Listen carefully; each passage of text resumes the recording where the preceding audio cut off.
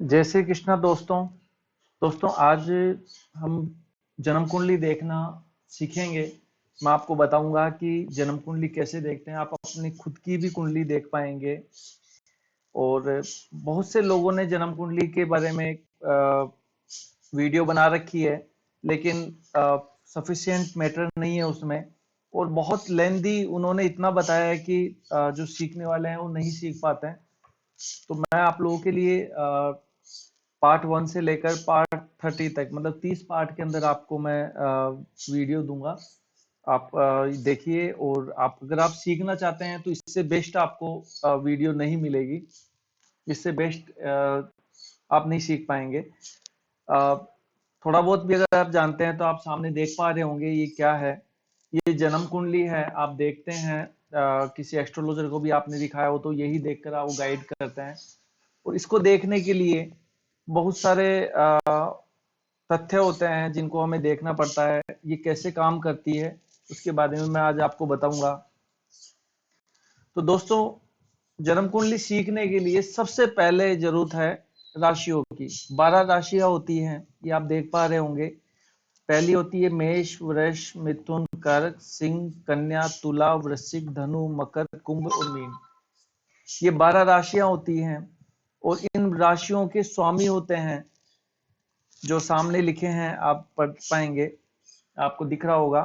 मेष के स्वामी मंगल हैं, वृषभ के शुक्र हैं, मिथुन के बुध हैं, कर्क के चंद्रमा हैं, सिंह के सूर्य हैं, कन्या के बुध हैं, तुला के शुक्र हैं, वृश्चिक के मंगल हैं, धनु के गुरु हैं, मकर के शनि हैं, कुंभ के शनि हैं और मीन के गुरु हैं। दोस्तों, आपकी कौन सी राशि है आप मुझे कमेंट में बताइएगा कि इनमें से कौन सी राशि है, उसके स्वामी कौन है। उससे ही बहुत सारी गणनाएं हो जाती हैं। जैसे मान लीजिए आपकी मेष राशि है, मेष राशि के स्वामी मंगल होते हैं। मंगल गर्म प्लैनेट्स होते हैं, गर्म ग्रह होते हैं। ऐसे जातक जो है थोड़े से गुस्सैल होते हैं, छोटी छोटी बातों पे गुस्सा करना। मंगल महत्वाकांक्षी व्यक्तित्व भी बनाता है। मंगल टेक्नोलॉजी से संबंधित कार्य करवाता है। मंगल डिफेंस से कार्य संबंधित कार्य करवाता है। मंगल मेडिकल से संबंधित सर्जन का कार्य कराता है। मंगल सैनिक बनाता है, मंगल पुलिस में ले जाता है। तो बहुत सारे होते हैं जो मैं आपको आगे की वीडियो में बताऊंगा। एक साथ सारा नहीं बताऊंगा क्योंकि आप सीख रहे हैं, पहला पार्ट है। अगर आपको आता है तो आप अच्छे से देखिए, इससे आपको नई नॉलेज मिलेगी। कुछ अच्छा ही मैं आपको बताऊंगा। तो दोस्तों, ये आपने नोट कर लिया होगा। आप नोट कर लीजिए। एक के बाद दूसरा, दूसरे के बाद तीसरा पार्ट में डालता रहूंगा। तो कोशिश करूंगा 30 पार्ट जो है मैं 15 दिन में डालकर आपको पूरा इसके बारे में विश्लेषण करके बताऊंगा आपको। आप 15 दिन बाद में अपनी कुंडली स्वयं देख लेंगे, ऐसा मुझे विश्वास है। क्योंकि मैं बहुत सरल तरीके से आपको बताने वाला हूं। तो सबसे पहले तो आप राशियां याद कर लीजिए, 12 राशि है। उसके बाद में आप इनके स्वामी याद कर लीजिए। अब दोस्तों, मैं आपको बताता हूं, यह है जन्म कुंडली। जन्म कुंडली का ये जो प्रथम भाव होता है इसे बोलते हैं लग्न। ये लग्न होता है। इसमें कोई भी राशि हो सकती है। अभी एक राशि डाली है मैंने, मतलब राशि का मतलब एक नंबर लिखा है, तो एक नंबर का मतलब होता है मेष राशि। तो दोस्तों, आपको ये भी याद रखना है, एक नंबर का होता है मेष, 2 नंबर का वृषभ, 3 का मिथुन, 4 का कर्क, 5 का सिंह, 6 का कन्या, 7 का तुला, 8 का वृश्चिक, 9 का धनु, 10 का मकर, 11 का कुंभ और 12 का मीन। तो ये सारा आपको याद करना है। तो आप देख पा रहे होंगे, ये आपने याद कर लिया। ये लग्न है। ये पहला भाव होता है, दूसरा भाव होता है कुंडली का, तीसरा भाव, चौथा भाव, 5, 6, 7, 8, 9, 10, 11, 12। मतलब कुंडली के अंदर 12 घर होते हैं। 12 घरों का सबका अलग अलग मतलब होता है। अगर पहली लगन के अंदर एक नंबर लिखा हुआ है तो इसका मतलब है कि ये मेष लगन की कुंडली है।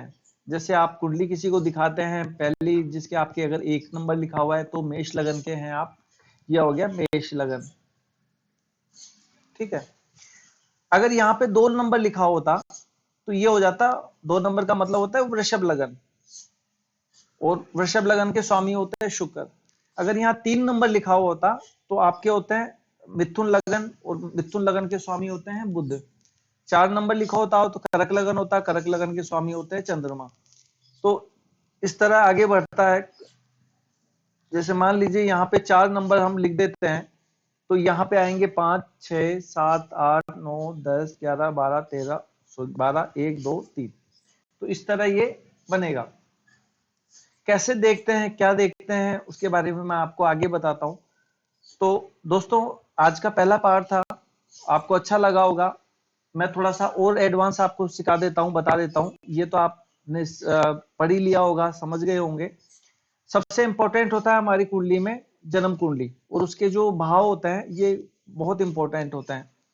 तो भावों को सीखने के लिए पहले तो आपको राशि स्वामी देखना होगा। उसके बाद में हम चल रहे हैं, ये जन्म कुंडली है, और ये कोई भी प्लेनेट होता है, कोई भी ग्रह होता है, उसकी उच्च राशि और नीच राशि होती है। मतलब जैसे सूर्य है, सूर्य मेष राशि में, मतलब 1 नंबर में उच्च के हो जाते हैं, मतलब बहुत अच्छा फल देते हैं, राजयोग बना देते हैं। सूर्य अगर 1 नंबर में है तो आपका राजयोग है, या हम कह सकते हैं कि आपको, सूर्य होता है सरकारी कार्यों के देवता। मतलब जिसका सूर्य अच्छा है उसको सरकारी लाभ मिलता है, वो राजनीति में जाता है, वो बंदा मेडिकल सेक्टर में जाता है, वो बंदा ऐसे कार्य करता है जिसमें उसको बहुत बड़ा नाम मिले, उसको सम्मान मिले। जिसका सूर्य मजबूत होता है, ऐसे जब तक अपना ही काम करने की कोशिश करते हैं, दूसरों के अंडर में रहकर काम नहीं करते हैं। तो अगर मेष में है तो बहुत अच्छा है, अगर तुला में है तो ये बिल्कुल अपोजिट हो जाता है।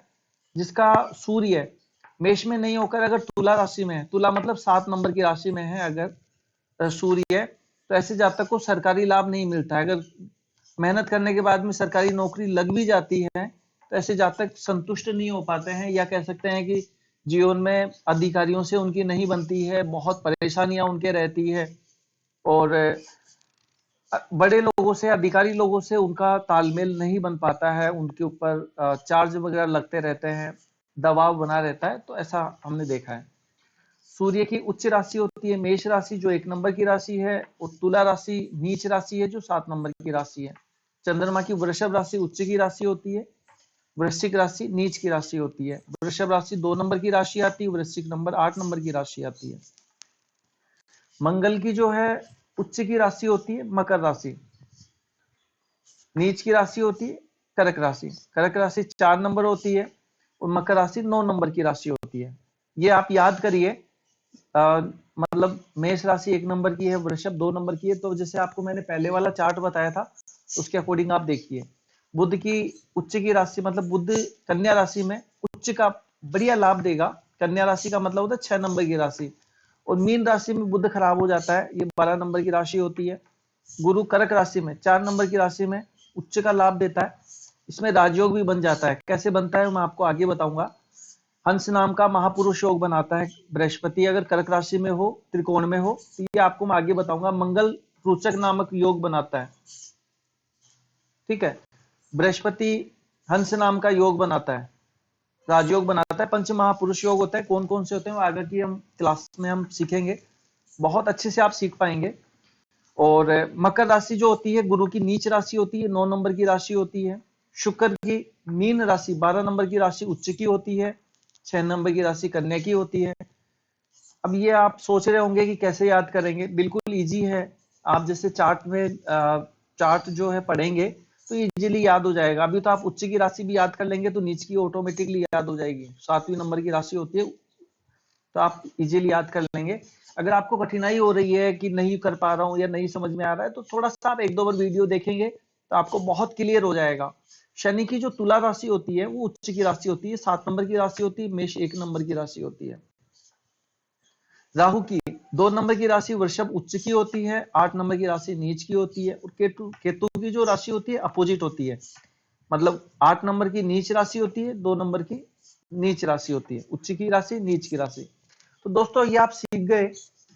यहाँ पर पहला हमने देखा था, मैं आपको बार बार मैं इसीलिए समझा रहा हूं कि कोई डाउट अगर आपके मन में है या समझ में नहीं आ रहा है या कोई कंफ्यूजन है, तो आप मुझे कमेंट करिएगा, मैं आपको तुरंत रिप्लाई करूंगा। और कोई भी सवाल है या कोई भी मन में आपकी जिज्ञासा उत्पन्न हो रही है, कुछ भी आप प्लान सोच रहे हैं, तो आप पूछ सकते हैं, कमेंट करिए, मैं आपको कमेंट का तुरंत रिप्लाई करूंगा। मेरा उद्देश्य है आपको ज्योतिष सिखाना, ज्योतिष पढ़ाना है। और अगर आप ये करते रहेंगे तो आपको 15 दिन में मैं आपको अपनी कुंडली देखना सिखा दूंगा। आप दूसरों की कुंडली भी देख सकते हैं, आप अपनी कुंडली का भी एनालाइज कर सकते हैं। आप ज्योतिष पढ़कर पैसा भी अर्निंग कर सकते हैं। बहुत सारे प्लेटफॉर्म होते हैं, अगर आपको ज्योतिष आती है तो बहुत कुछ आप कर सकते हैं। तो दोस्तों ये आपने सीख लिया। दूसरा चार्ट था जिसमें हमने उच्च और नीच राशियां देखी है। अब मैं आपको थोड़ा सा इसमें बताता हूं। मान लीजिए यहाँ पे 5 अंक लिखा हुआ है, इसका मतलब होता है कि ये सिंह लगन है।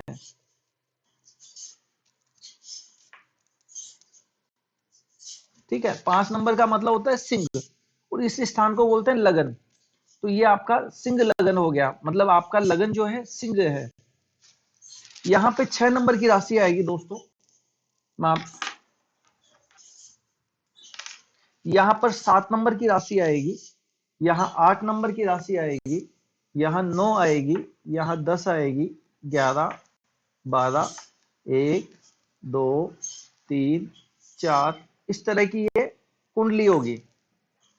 अब आपका कौन सा लगन है, कौन सी राशि है, मुझे कमेंट में बताइए, और फिर मैं आप लोगों के कमेंट के द्वारा ही अगली जो कुंडली है या अगला जो हमारा दूसरा पार्ट होगा उसके अंदर मैं आप लोगों की कुंडलियों को लेकर ही सिखाऊंगा, तो आप लोग ज्यादा अच्छे से समझ पाएंगे। तो दोस्तों आपने देख लिया, सीख लिया किस तरह का होता है ये लगन होता है, ये धन भाव होता है। इसके बारे में हम डिटेल में अगली कक्षाओं में सीखेंगे, अगली क्लास में, या कह सकते हैं अगले पार्ट में हम देखेंगे। ये जो होता है पराक्रम का होता है, ये सुख का होता है, ये शिक्षा का होता है, अफेयर का होता है, ज्ञान का होता है, ये स्वास्थ्य का होता है, रोग का होता है। अगर आप एग्जाम की तैयारी कर रहे हैं तो ये वाला भाव बहुत इंपॉर्टेंट होता है। ये शादी का होगा, साथ में ही व्यापार का होगा। ये मृत्यु का होता है, विदेश का भी होता है। ये भाग्य का होता है, ये भाव बहुत इंपॉर्टेंट होता है। मैं आपको ये भी बताऊंगा कि किस व्यक्ति का कब भाग्य उदय हो रहा है, यहाँ से हम देख पाएंगे। और ये स्थान जो होता है, ये होता है कर्म का स्थान, कार्य क्षेत्र का, ये होता है लाभ का, और ये होता है व्यय का, खर्चे का। तो इस तरह एक मोटे मोटे रूप में मैंने आपको बता दिया है। पहली क्लास में आपने बहुत कुछ सीखा होगा, मुझे विश्वास है। बहुत इजीली मैं आपको सिखाऊंगा। आप आपने शायद ऐसी वीडियो कभी भी नहीं देखी होगी जो मैं आपको दिखाना चाह रहा हूँ, जो समझाना चाह रहा हूँ। 15 दिन में मैं आपको परफेक्ट कर दूंगा। फिर आपका चलेगा प्रैक्टिस का समय चलेगा, प्रैक्टिस में भी मैं आपकी बहुत सपोर्ट करूंगा। आप लोग ज्योतिष सीख कर अर्निंग कर सकते हैं, मुझे विश्वास है आप करेंगे। तो दोस्तों ये हो गया, हमारा पहला पार्ट हो गया है। ज्यादा लंबी वीडियो मैं नहीं करूंगा, तो आप ये जरूर सीखें और मुझे कमेंट करें आपकी कौन सी राशि है, कौन सा लगन है। आपको देखना आ गया होगा जो मैंने बताया है।